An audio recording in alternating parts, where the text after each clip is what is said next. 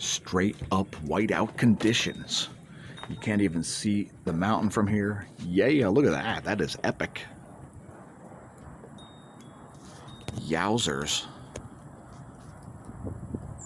A straight up whiteout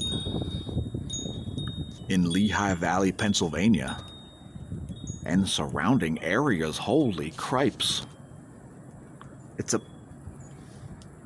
a snow assault. Multiple different size of flakes falling, indicating various atmospheric layers.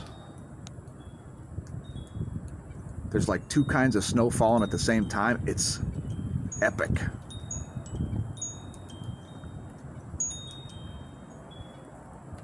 The bird feeder set up. Just saw the red-bellied woodpecker. There's a nuthatch in that tree you may be able to hear. Nice.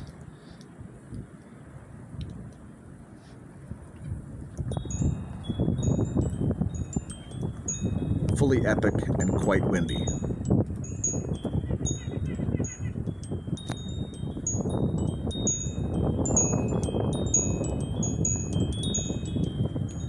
And quite cold too. I don't know what the temperature is, but I got slippers on.